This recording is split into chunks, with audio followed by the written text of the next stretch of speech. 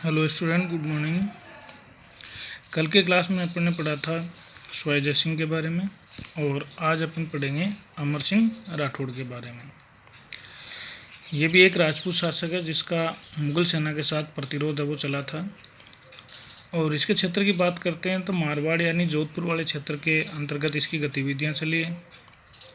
इसके जीवन परिचय के बारे में कि अमर सिंह है वो जोधपुर का शासक था गज सिंह, और उस गज सिंह का एक बड़ा पुत्र था।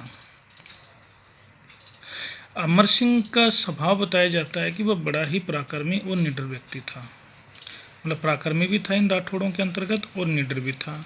और इसके इस स्वभाव के कारण बहुत से जो युवा वर्ग के लोग थे, जो युवा थे, वो इसके मंडल में आकर के या इसके ग्रुप में आकर के शामिल हो गए।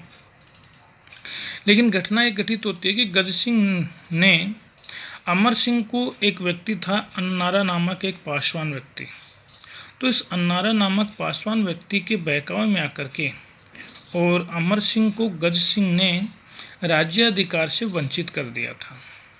अब राज्याधिकार मिलना किसको चाहिए? बड़े पुत्र को। बड़ा पुत्र कौन था? अमर सिंह राठौड़। लेकिन इस अन्नारा नामक पासवान व्यक्ति के बहकावे में आकर के और गज सिंह ने इसको राज्याधिकार से क्या कर दिया? वंचित कर दिया। तब अमर सिंह है वो वहाँ से रवाना होता, कहाँ से? जोधपुर से। और जोधपुर से रवाना होकर के और मुगलों की सेवा में चला जाता है। अब पराक्रमी भी था, निडर भी था, तो वहाँ पर मुगल प्रशासन में अपनी सेवा दी और उस सेवा के कारण शाहजहाँ, तो उस समय मुगल शासक कौन था? शाहजहाँ। तो शाहजहाँ है उसकी सेवा से काफ़ी प्रसन्न होता है और उससे प्रसन्न होकर के और अमर सिंह को एक उपाधि भी शाहजहाँ के द्वारा प्रदान की गई थी। कौन सी? राव की उपाधि। तो अमर सिंह को राव की उपाधि किस मुगल शासक के द्वारा? शाहजहाँ के द्वारा प्रदान की गई थी। अब एक तथ्य जो घटित हुआ था कि इसके अंदर कि एक बार अमर सिंह है वो 15 दिन तक मुगल राज दरबार में उपस्थित नहीं हुआ था। अब राज दरबार में उपस्थित नहीं हुआ तो इस बात की शिकायत राजा को मिली और तब राजा ने इस बात के लिए उससे जानकारी ली कि आप राज दरबार में उपस्थित क्यों नहीं हुए। तो जवाब में ये इसने कहा था कि मैं शिकार खेलने के लिए गया था। कौन कहता है ये बात? अमर सिंह राठौड़ कहता है कि मैं 15 दिन अनुपस्थित रहने का मेरा कारण है कि मैं शिकार खेलने के लिए गया हुआ था और इसी कारणवश मैं राज दरबार में उपस्थित नहीं हो सका।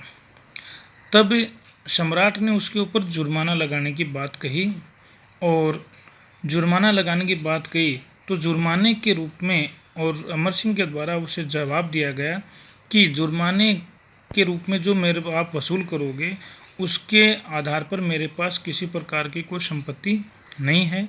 मेरी संपत्ति तो सिर्फ मेरी तलवार है। मतलब इसने अपने आप की संपत्ति किसको बताया? सिर्फ तलवार को बताया। और जब जुर्माना उसके ऊपर लागू कर दिया गया और जुर्माना लागू करने के बाद में और उस जुर्माने की वसूली का जो कार्य है वो एक मुख्य जो अधिकारी है सलावत खां, ये सलावत खां को अमर सिंह के पास में जुर्माना वसूलने के लिए भेजा गया। तो जब अमर सिंह ने जुर्माने की राशि देने के लिए मना कर दिया तो उसने ये कहा कि मैं जुर्माने की किसी प्रकार की राशि का भुगतान नहीं करूँगा क्योंकि मैंने किसी प्रकार की कोई गलती नहीं की है।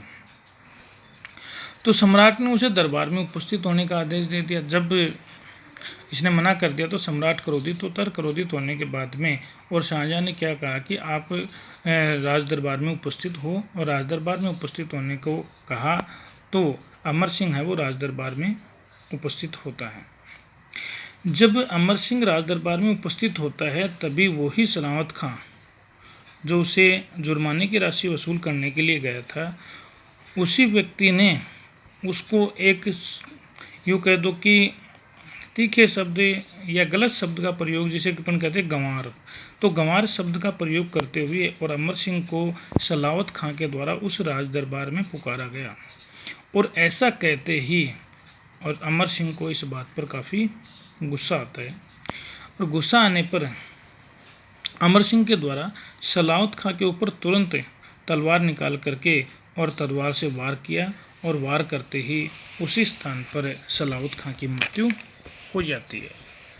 अब सलावत खां की मृत्यु के बाद में और दूसरे ही पल अमर सिंह के द्वारा सम्राट शाहजहाँ के ऊपर भी आक्रमण कर दिया गया, लेकिन संयोगवश शाहजहाँ है वो वहाँ से बच निकलता है और बचने के बाद में जो महिलाओं का जो महल होता है जिसे अपन जनाना महल कहते हैं, उस जनाना महल में जाकर के छुप गया था, यानी इसने छिप करके अपनी जान बचाई।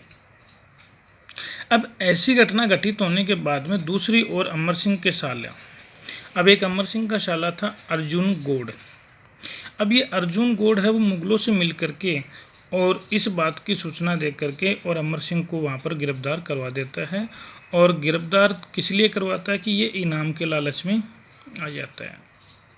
तो अर्जुन गौड़ इसका साला है वो इनाम के लालच में आकर के और अमर सिंह को पकड़वाता है और अमर सिंह की हत्या करवा दी जाती है। अब अमर सिंह की हत्या हो गई तो इस बात का पता अमर सिंह का जो सरदारों का ग्रुप था, जो युवाओं का ग्रुप बना था, उस ग्रुप के लोगों को पता चला। तो उसको पता चलते ही और उन सरदारों का जो खून है वो उबलने लग गया, यानी उसमें एक इस बात का क्रोध आया कि हमारे जो प्रधान हैं, प्रमुख थे अमर सिंह, उसकी हत्या इस प्रकार कर दी गई तो हम उसकी मौत का बदला जरूर लेंगे। तब उस सरदारों के द्वारा क्या किया गया कि शाहजहाँ के निवास जो लाल किला था, उस लाल किला में एक स्थान था बुखारा का द्वार, और इस बुखारा के द्वार के अंदर से होकर के और इस सरदारों के द्वारा किले में प्रवेश कर लिया गया।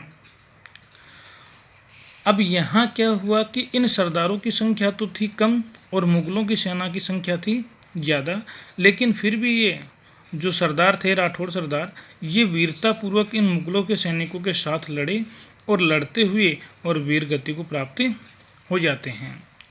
और वीरगति को प्राप्त होने के बाद इसी बुखारा द्वार को उसी दिन से ईंटों से क्या करवा दिया जाता है, बंद कर दिया जाता है, और बंद करके आगे से इसका एक नया नाम पड़ गया जिसको कहते हैं अमर सिंह का फाटक। अब अमर सिंह का फाटक कहाँ है? दिल्ली के लाल किले में है। यानी जो बुखारा का जो द्वार था वो अब किस नाम से जाना जाने लगा? अमर सिंह के फाटक के नाम से प्रसिद्ध हो गया।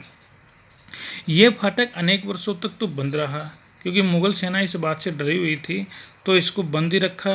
परंतु 1809 में जब अंग्रेजी शासन या अंग्रेजी हुकूमत भारत के अंदर लगभग स्थापित हो चुकी थी, तब जॉर्ज स्टील नामक एक अंग्रेजी अधिकारी है वो वहाँ पर आता है और उस अंग्रेज अधिकारी के द्वारा एक आदेश दिया जाता है, और उसी आदेश के साथ में इस बुखारा का दरवाजे को या फिर कह दो अमर सिंह के फाटक को है वो खोल दिया गया था।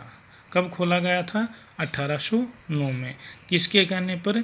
एक अंग्रेजी अधिकारी था जॉर्ज स्टील। इस जॉर्ज स्टील के कहने पर और फिर ये जो कि दरवाज़ा है वो 1809 में खोल दिया गया था।